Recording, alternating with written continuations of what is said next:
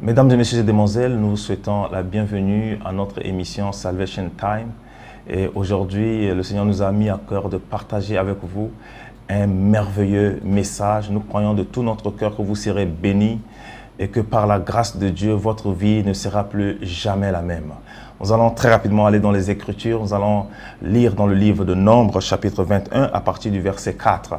La Bible dit: ils partirent de la montagne de Hor par le chemin de la mer Rouge pour contourner le pays d'Édom. Le peuple s'impatienta en route et parla contre Dieu et contre Moïse. Pourquoi nous avez-vous fait monter hors d'Égypte pour que nous mourions dans le désert?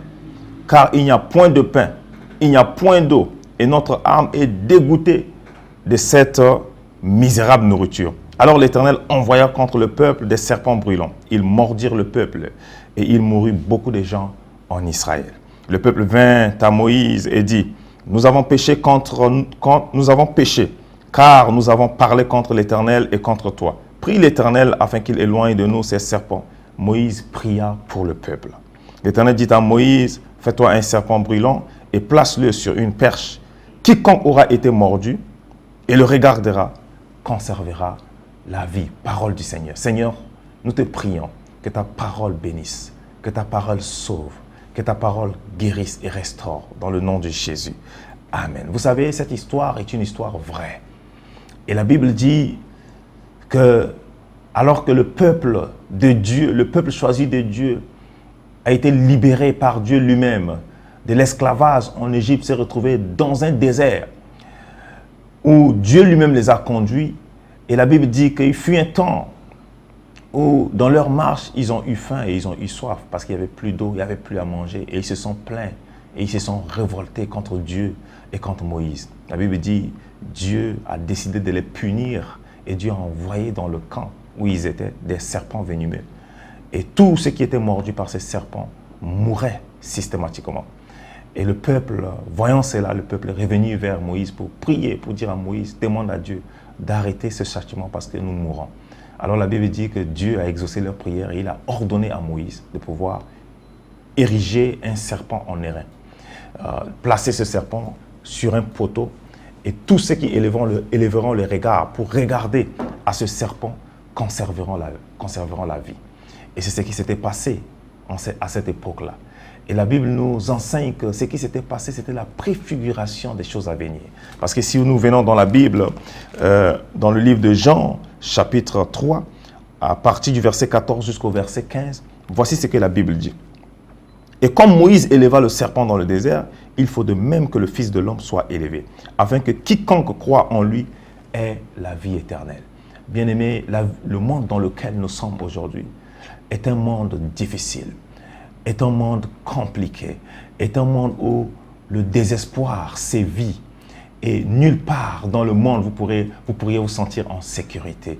Et vous savez, l'homme sans Dieu n'est rien. Et le véritable chemin que Dieu a montré aux hommes, par lequel les hommes pourront expérimenter son salut, c'est de reconnaître la mort, l'ensevelissement et la résurrection de Jésus-Christ. Vous savez, bien aimé, comme la Bible l'a dit, afin que tous ceux qui auront le regard fixé sur lui puissent avoir la vie éternelle. Bien aimé, personne d'entre nous, mesdames et messieurs, chers internautes, personne d'entre nous ne vivra éternellement. Un jour viendra où nous allons quitter ce monde. Un jour viendra où nous allons disparaître. Beaucoup disent qu'après la mort, il n'y a plus rien. Mais la Bible nous renseigne qu'après la mort, il y a la vie. Après la mort, il y a une autre forme de vie qui va continuer. Et cette forme de vie qui continuera dépendra de la décision que vous aurez à prendre étant ici sur la terre. La Bible dit que tous ont péché et sont privés de la gloire de Dieu. Vous savez, nous vivons dans un monde rempli de méchanceté. Nous vivons dans un monde rempli de désespoir, comme je l'ai dit tout à l'heure, tantôt. Et donc, la Bible nous enseigne que personne ne peut se libérer lui-même. Personne ne peut se donner la vie lui-même. D'ailleurs, la Bible le dit très clairement, comme lisez le livre d'Ecclésiaste, chapitre 8, verset 8, la Bible dit que nul n'est maître de son souffle. Personne dont on n'a le monopole du souffle de vie. Qui que vous soyez, quelle que soit votre fortune, quelle que soit votre position, quels que soient les moyens dont vous disposez, quel que soit votre compte en banque, un jour, vous mourrez. Que vous soyez pauvre, que vous soyez riche. Ceux qui nous ont précédés sont morts. Et ce n'est pas nous qui échapperons à la mort. Mais il y a de l'espoir. Parce que si vous connaissez la vérité, cette vérité vous affranchira. Et cette vérité vous donnera la vie. Laquelle vérité? C'est que Jésus a été l'envoyé de Dieu. Il est mort sur la croix pour que vous puissiez avoir la vie éternelle. Il l'a fait. Il l'a fait. Jésus l'a fait. Cette vérité veut être étouffée par les hommes. Cette vérité veut être étouffée par l'ennemi. Aujourd'hui, le diable fait miroiter au monde toute chose sauf la vérité que la vie ne se trouve qu'en Jésus. Aujourd'hui, les hommes, pour chercher, pour avoir la protection, pour avoir le pouvoir, pour avoir une position sociale, sont obligés de servir le diable. Sont obligés d'entrer, je ne sais pas moi, dans des loges, dans des organisations où on va vous exiger des sacrifices. On vous dira faites ceci, faites tel, faites ceci, faites tel. Comme si ces choses allaient réellement apporter la vie dans votre existence. Mais ces choses sont loin d'apporter la vie. Le véritable chemin de la vie. Le véritable chemin de la vie, vous avez le droit de le savoir. Et nous, notre rôle, c'est de dénoncer cette vérité, c'est de dire haut et fort à qui veut l'entendre que le salut ne se trouve en aucun autre nom que dans le nom de Jésus. Nous ne prêchons pas la religion. Ne disons pas venez à l'église, vous serez sauvés. Ne disons pas allez-y dans une religion quelconque et vous serez sauvés. Nous disons venez à Jésus et vous serez sauvés. Si vous avez Jésus, vous avez la vie. Si vous n'avez pas Jésus, vous n'avez pas la vie. Que personne ne vous trompe.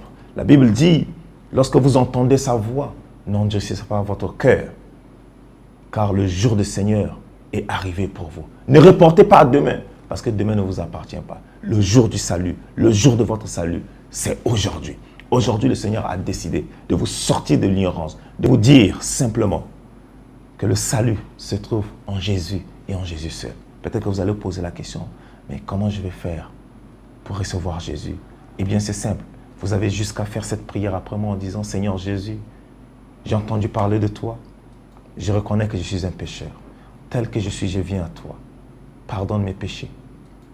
Et écris mon nom dans ton livre de vie. Je t'accepte comme mon Seigneur et mon Sauveur personnel. Si vous avez fait cette prière, aujourd'hui même, votre nom est écrit là-haut dans les cieux. Et il y a la joie dans le ciel à cause de ce que vous avez fait le bon choix.